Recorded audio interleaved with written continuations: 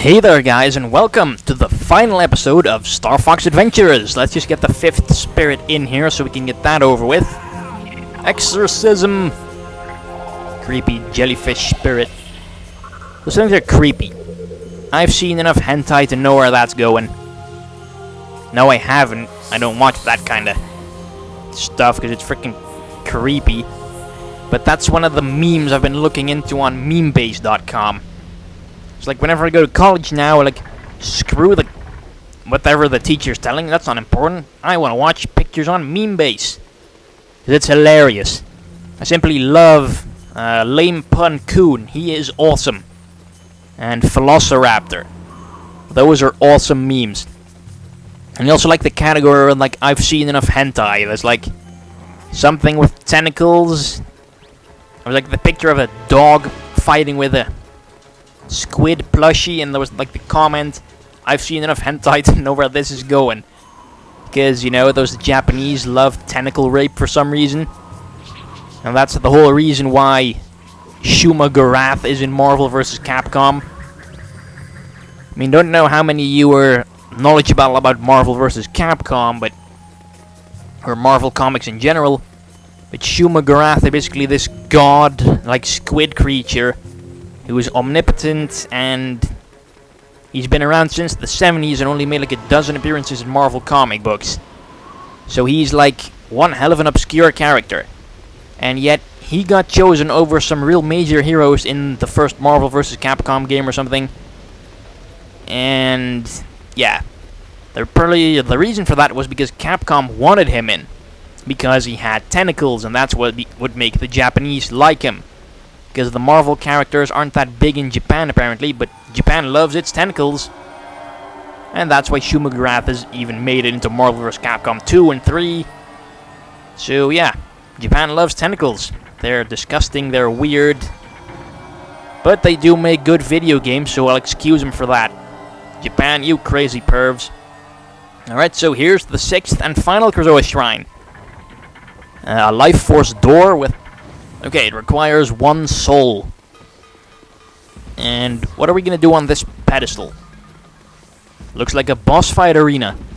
Could it be General Scales, perhaps? I've been waiting for you, Fox McCloud. Yeah! You may have returned the Spellstones, but the war is not over yet. Now you must face me. Stop! Scales! You are no longer any use to me! Who are you? I demand you show yourself!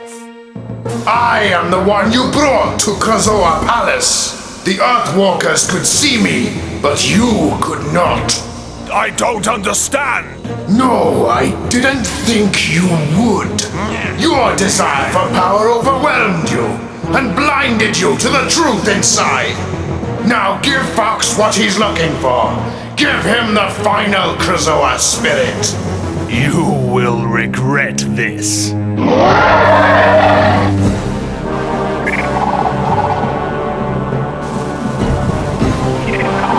It was in him all this time. But that voice, I recognize it from somewhere. Yeah, I know, I feel cheated too. When I first played this part, I was really expecting a boss fight against General Scales. And it actually seemed like that was originally the idea, but I don't know, maybe they didn't have enough time to finish it or something, and they just replaced it with this. Some mysterious entity who's completely new and never heard before just shows up and tells him to hand over the Krazoa Spirit, and he actually does it. But that must be the thing that attacked Crystal at the beginning. So there's one mystery solved. I guess that wasn't Scales after all. But Crystal said, it's you. So she must have seen the entity before. Huh. Actually, it solves one question and raises another. Oh well, there's Krazoa Spirit number 6. Alright, let's get the planet back together now. Okay. What's gonna happen now? Spirit's gonna do something? What's going on? You said this would save her!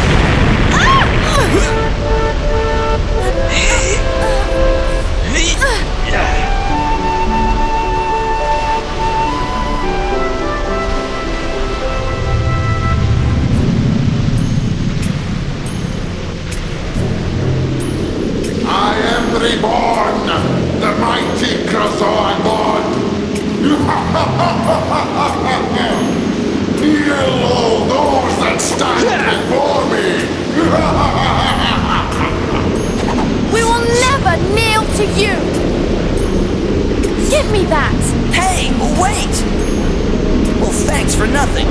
If it wasn't for me, you wouldn't be standing here at all. My staff!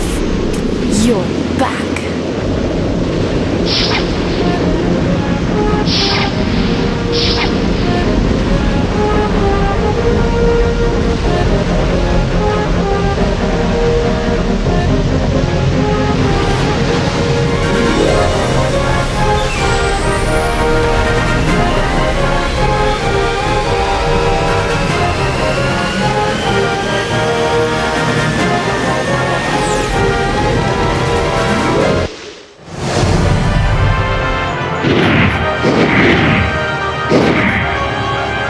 I've been looking forward to this day, to see you again, Fox McCloud.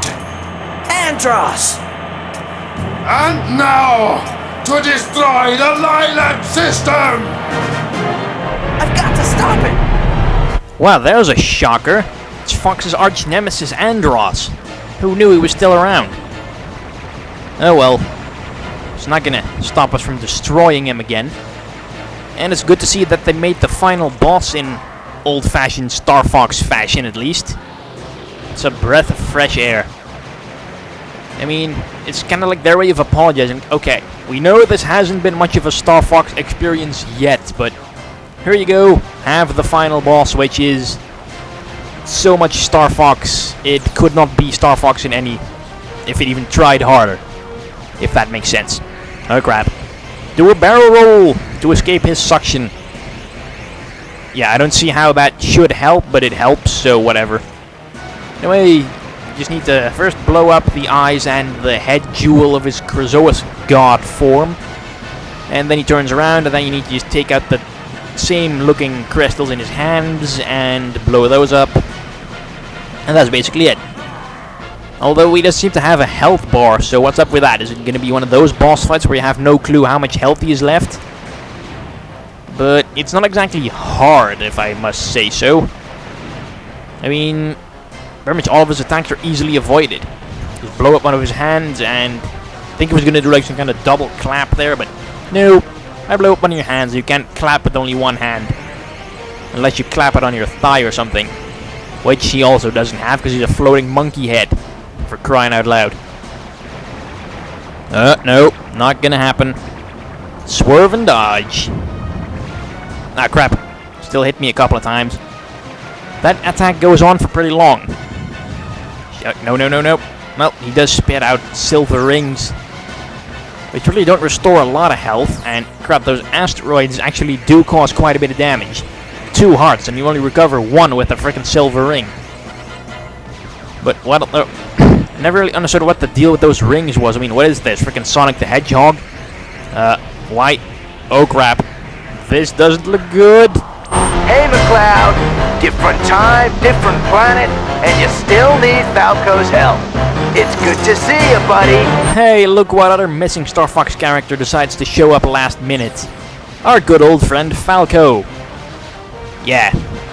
Apparently he didn't really fit in with the game's premise. I think I read some designer interview somewhere that said like, yeah, we had to kind of get rid of Falco because Peppy and Slippy are those types who just sit around and give advice. Falco is not that kind of person. They couldn't figure out a role for him as a supporting character, so they just thought, you know what, we'll have him show up in the final boss fight and help you. Basically, what Falco does is he drops bombs occasionally, which you can pick up. And then when Andross starts inhaling stuff, shoot a bomb in his mouth, and his brain becomes visible, which you then shoot, which then shows up, or makes the health bar show up. So yeah, problem solved again. And his hands are not going to respawn anymore. So I guess that's nice. Keep shooting the frickin' missiles at me. Oh, ring, want to get that? Thank you. Another bomb, thank you, Falco. Now you could also shoot him in Andross's mouth, you know. Apparently he's like, hell no, I don't want to touch that with no 10-foot pole. Fox, you do the work. And the brain can be kind of annoying because he moves really erratically, hits damn hard, and yeah, really fast as well. Can be kind of tricky to dodge sometimes. Jeez, man, how many rocks did you swallow? Like what? You don't even have a stomach. Why do you need gizzard stones? It's really weird. Unless there was maybe some kind of stomach and that Krazoa head on his back, which he also doesn't have. Also, I'm kind of dying out here. So I'd better make this quick. Alright. Have a nice one. Come on, it's either him or me.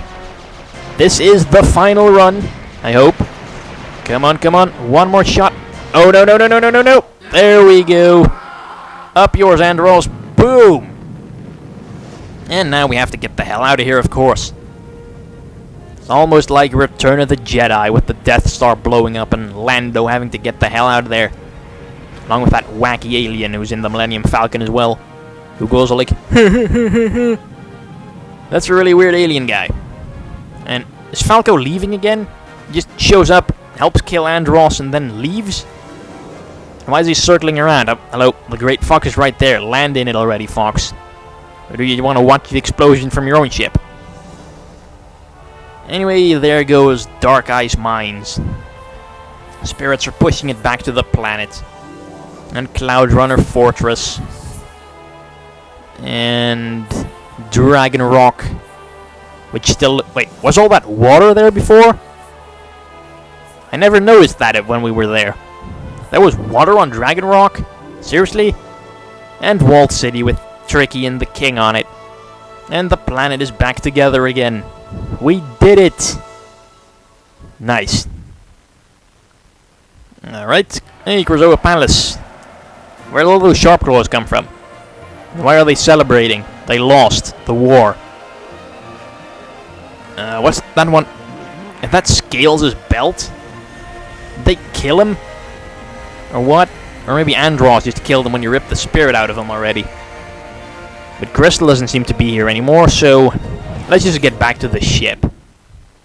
And get our hard-earned cash from General Pepper. Because that douchebag is gonna pay up. Big time. We did it, Fox! Dinosaur Planet is saved! Andross is defeated once again! You all did a great job. General Pepper here! Good work, Star Fox team! I received a message from the King and Queen Earthwalker, thanking you for saving their world. Oh, and Tricky says hi. I was, however, very surprised to hear that Andross was still alive. Not as much as we were! It seems that Andross discovered the ancient power of the Krazoa, and by trapping Crystal, who had the ability to channel this power, he was able to use this energy to revive himself. At least this time we'll see the last of him. I'm transferring your fee as we speak. Pepper out. Woohoo! Yeah! We can finally repair the ship! And I really need some oil. These joints are not what they used to be.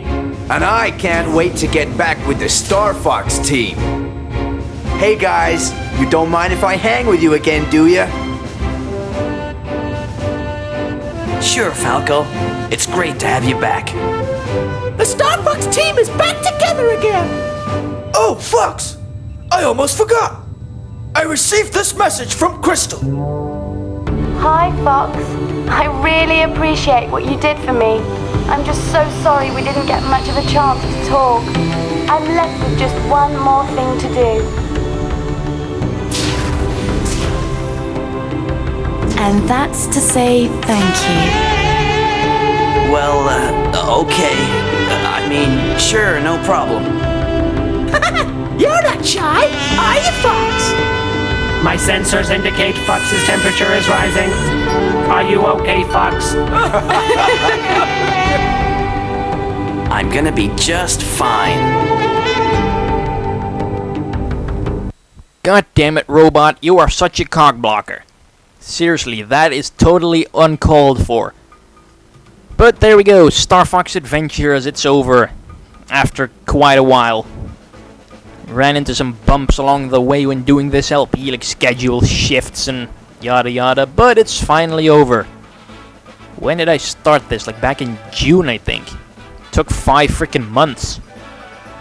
Oh well. So yeah, for some reason they decided to just omit the first names of everyone who worked on this game. Like, you can't really tell who's who. So I can't really make fun of the names. Well, I can't make fun of the last names. B. Gun. Awesome if his middle name also starts with a B, like, what are your initials? Oh, B. Gun. M. Grover. G. Flint. McDermott. Southam. I think that's how you pronounce it. M. Penny. Money Penny, perhaps? The James Bond character. B. Cullum. R. Harrison. R. Gale. A. Duddy. Reminds me of P. Diddy. M. Betteridge. K. Miki. Alright, sounds Japanese. K. Terasaki. Sounds like some Japanese chicken dish, or Chinese or whatever. All that talk about Chinese food makes me hungry. Time to get some nom noms after this is over. But time to discuss the game. Even though you can obviously tell that it's a different game altogether, just retooled to become a Star Fox game, it's not a bad one.